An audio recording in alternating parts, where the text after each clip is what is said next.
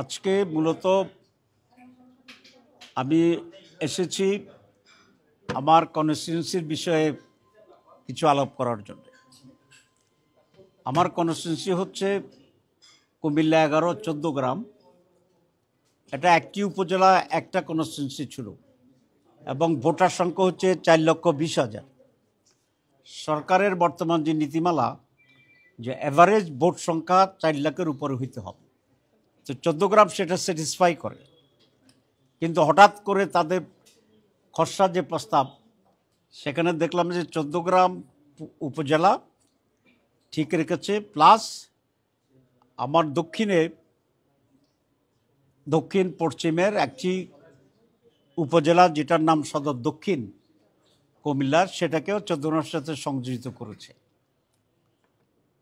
এতে করে সেখান থেকে 1,20,000 ভোট আবার এই কনস্টিটিউয়েন্সি 14 গ্রামের সাথে যোগ হয়ে যায়, তাহলে মোট ভোটের সংখ্যা হয়ে যায় 5.5 লাখ। তো এটার কোনো যুক্তি নেই। তাদের ন্যাশনাল অ্যাভারেজকে আমরা স্যাটিসফাই করি এবং একটা কনস্টিটিউয়েন্সি পুরোটাই ছিল, এটা আমরা ভালোই ছিলাম। তো আজকে সেই বিষয় নিয়েই মূলত আমি কথা বলতে আসছি মাননীয় সিইসির সাথে। উনি যেটা আমাকে বলেছেন, যেটা আমরা খসড়া করেছি, আমরা শুনানি করব এবং শুনানির পরেই যেটা জাস্টিফাইড হয় সেটাকেই আমরা বিবেচনা করব। This is not the final.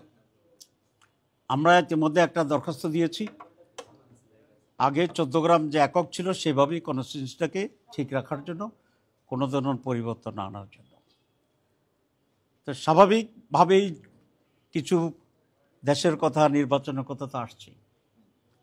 তো আমরা বলেছি জামাত ইসলামী সবসময় নির্বাচনের পক্ষে, এবং ফেব্রুয়ারি মাসে যে নির্বাচনের তারিখ ঘোষণা করা হয়েছে সেই তারিখের ব্যাপারে জামাতের মৌলিক কোনো আপত্তি নেই। কারণ আমরা আগে থেকেই বলছিলাম যে নির্বাচন ফেব্রুয়ারিতে হতে পারে, এপ্রিলে হতে পারে।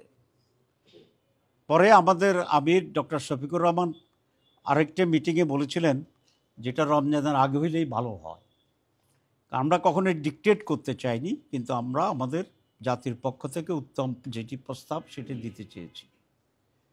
তো সুতরাং ফেব্রুয়ারি 1st উইকে নির্বাচন হবে, এখানে আমাদের কোনো আপত্তি নেই এবং জামাত ইসলামী সেই নির্বাচনের তারিখকে আমরা ওয়েলকাম করেছি, আমরা ইতিবাচক বলেছি। কিন্তু আমাদের কিছু অবজারভেশন আছে। 1 নম্বর কথা হচ্ছে, অতীতে যখনই ডেমোক্রেটিক গভর্নমেন্ট ছিল, নির্বাচনের আগে মেজর স্টেক হোল্ডার যে পলিটিক্যাল পার্টিগুলো থাকে তাদের সাথে সরকার মত বিনিময় করে, আলাপ করে এবং এক ধরনের সকলে মিলেই একটা পরিবেশে নির্বাচনের তারিখ ঘোষণা করা হয়। যেহেতু এই সরকার খুব ইলেক্টেড কোনো গভর্নমেন্ট না, ইন্টারিম গভর্নমেন্ট, তারা অনেক সময় এসব ধারাবাহিকতা আমি জানি না করে কিনা, কিন্তু এটা উত্তম হতো আমরা বলেছি অবজারভেশনে, যে আগে মেজর দলগুলোর সাথে আলাপ করে প্রধান উপদেষ্টা যে ডেটে যেভাবে চায় সেই ডেটেই করতে পারতো, কিন্তু আগে একটু আলাপ আলোচনা করলে সেটা সকলের জন্যে একটা নিজস্বতার বহিঃপ্রকাশের একটা সুযোগ ছিল। এটা আমাদের একটা অবজারভেশন। 2 নম্বর অবজারভেশন হচ্ছে, নির্বাচনের তারিখ বা মাস নির্ধারিত হয়েছে, কারণ অফিসিয়ালি তো ইলেকশন কমিশন ফাইনাল ডেটটা ডিক্লেয়ার করবে, যেটা ওনারা বলেছেন ডিসেম্বরে ওনারা ডিক্লেয়ার করবেন। হাউভার, কিন্তু নির্বাচনের জন্য তো সবচেয়ে বড় যে বিষয়টি সেটা হচ্ছে একটা credible, fair, free, participatory election. এটাই গণতন্ত্রের দাবি, এদেশের মানুষের দাবি।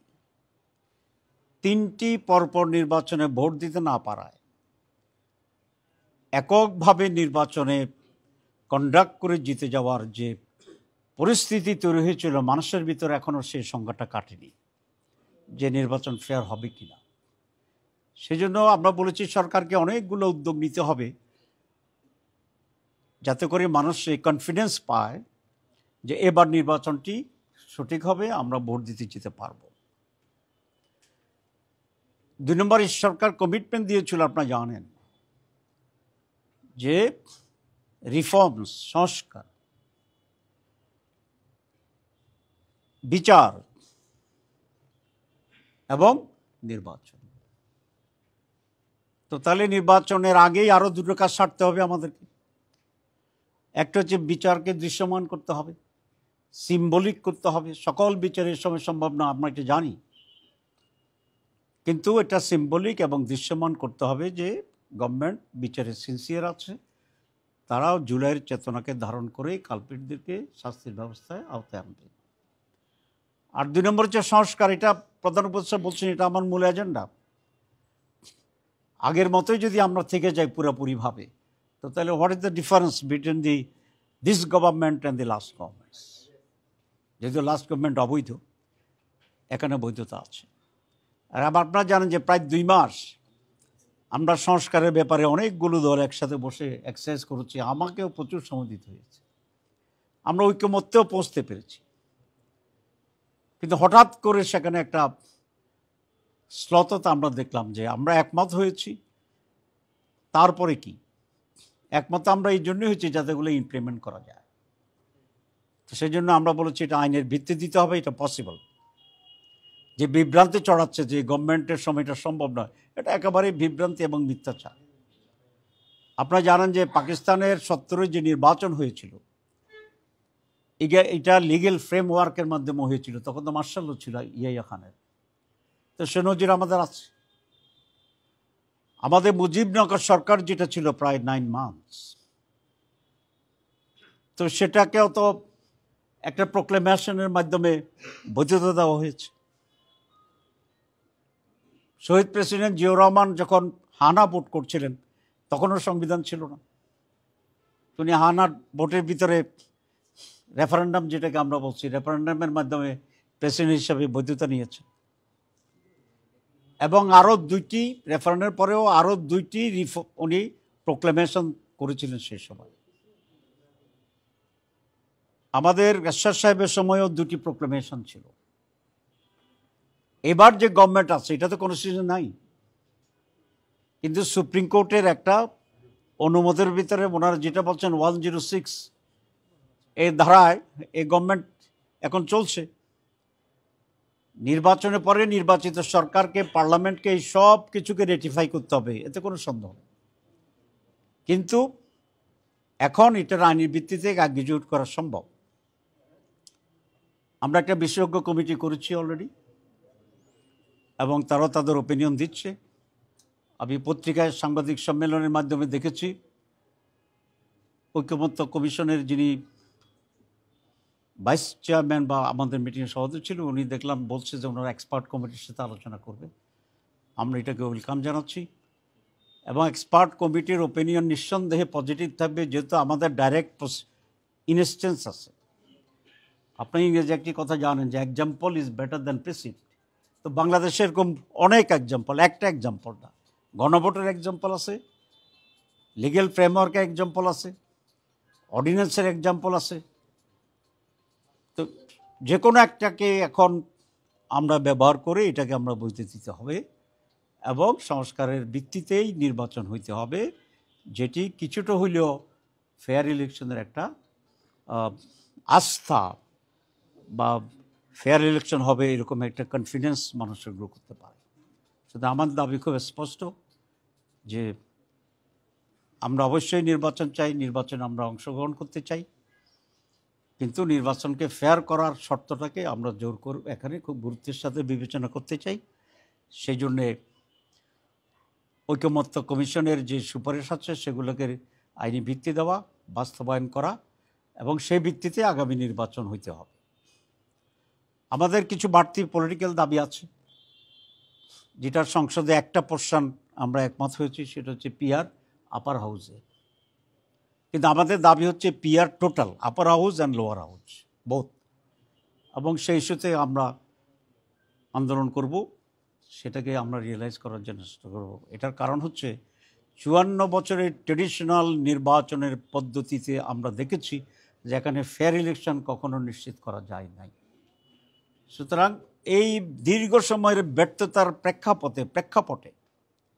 প্রেক্ষিতে আমরা একটা নতুন এক্সপেরিমেন্ট করতে চাই, যারা পৃথিবীর প্রায় 70-80টা দেশে আছে, যেটা মোর প্রতিনিধিত্বমূলক। একজন 51% পেয়েছে, একজন 49% পেয়েছে। বর্তমান ট্রেডিশনাল সিস্টেমে যিনি 51 পেয়েছেন উনি গলায় মালা পরবেন জিন্দাবাদ, আর যিনি মাত্র 2% কম পাইছেন তিনি জিরো হয়ে যাবেন। আগে যখন ইলেকশন করতাম বিশেষ করে মহিলারা বলতো বাবা ভোট পাসাবো না, তখন বুঝতাম না, এখন থেকে ঠিকই আছে, মানে that will not be valued at all. কিন্তু পিআর সিস্টেমে আপনি 49% এখানে পেয়েছেন, আর কোথাও আপনি 52% পেয়েছেন, আর কোথাও আপনি 10% পেয়েছেন।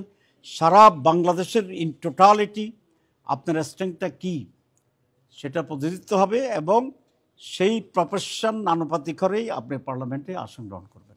এটা আমরা মনে করি ভোটারদেরকে ভ্যালু দেওয়া হয় প্রত্যেকটা ভোটকে, এবং ভোট কেন্দ্র দখল করে ওই জায়গায় এমপি হয়ে যাওয়ার যে বিগত দিনগুলোর যে কালচার সেটাও আর থাকবে না। কারণ তিনি তো কেন্দ্র কেন দখল করবেন, কারণ উনি যে এখান থেকে এমপি হবে এটা নিশ্চয়তা নেই। উনি টাকা কেন খরচ করবেন, উনি এমপি হবেন এটা কোনো নিশ্চয়তা নেই। সুতরাং একটা ফ্রি ফেয়ার ইলেকশনের জন্য মোর প্রতিনিধিত্বমূলক যে সিস্টেম সারা দুনিয়ায় আজকে প্রবর্তিত আছে, this is new for Bangladesh. বাংলাদেশে নতুন, বিশ্বে নতুন নয়। আমরা মনে করি এটা জনগণের ভোটের রাইটসকে নিশ্চিত করবে। আমরা সেই দাবি আমরা উত্থাপন করছি। আমরা আজকে মাননীয় সিসিকে বলেছি যে নির্বাচনের পূর্ব শর্ত হচ্ছে লেভেল প্লেয়িং ফিল্ড, খেলার মাঠটা সমান হইতে হবে, কারোটা উঁচা নিচা এটা হবে না।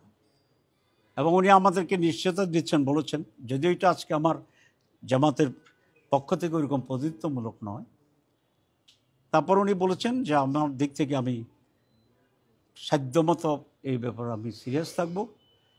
আমি ইমানি দায়িত্ব মনে করি এই দায়িত্ব নিয়েছি, কারো প্রতি কোনো রাগ বিরাগ বা ফেভার আমি করব না। আমার জীবন থাকতে হলেও আমি এটাকে ফেয়ার ইলেকশনের জন্য যে ভূমিকা দেওয়া কারণ আমরা সেটা নেব। আমরা চিফ ইলেকশন কমিশনের উপরে এখনও আস্থা রাখতে চাই, এবং আগামী দিনে আমাদের এই যে লেভেল প্লেইং ফিল্ড তৈরি করা, তারপরে ঐকমত্য কমিশনের একটা বাস্তবায়ন করা, তারপরে পুলিশ, এসপি, ডিসি তাদেরকে সঠিক নিরপেক্ষ লোকদেরকে বসানো এবং বিভিন্ন জায়গায় সেট এবং ট্রান্সফার করা, এগুলো খুবই জরুরি এবং আমরা সেইটা দেখতে চাই। এবং আমরা এরকম একটি বাংলাদেশের মানুষ অথবা বাংলাদেশ আর কোনো রিগড মানে দখল বা আনফেয়ার ইলেকশন বাংলাদেশ আর সহ্য করার মতো ক্ষমতা বাংলাদেশের নেই। এরকম কোনো কিছু হলে এদেশে মানুষ আবার রাস্তায় নামবে এবং কোনো দখলীয় নির্বাচনকে এদেশে মানুষ গ্রহণ করবে না। আপনাদের সবাইকে ধন্যবাদ। আপনারা সবসময় বলেন যে সংস্কার এবং যে বিচারিক প্রক্রিয়া এটা দৃশ্যমান হতে হবে, এইটা আসলে মাপকাঠিটা কি আপনাদের কাছে? এটা মাপকাঠির সংস্কারের ব্যাপারে তো একটা মাপকাঠি আপাতত হয়েছে, যদি এটা সম্পূর্ণ নয় আর অনেক সংস্কার প্রয়োজন হবে। সেগুলো হচ্ছে বাংলাদেশের রাজনৈতিক দলগুলো বসে সরকারের কমিশন সহ আমরা যে কতিপয় বিষয়ে একমত হয়েছি, আপাতত এগুলোই আমি এটাকে মাপকাঠি বলতে চাচ্ছি, যদিও দিস ইজ নট ফাইনাল। কারণ আমরা ক্ষমতা গেলে আমরা আরও অনেক বেশি সংস্কার করব ইনশাআল্লাহ।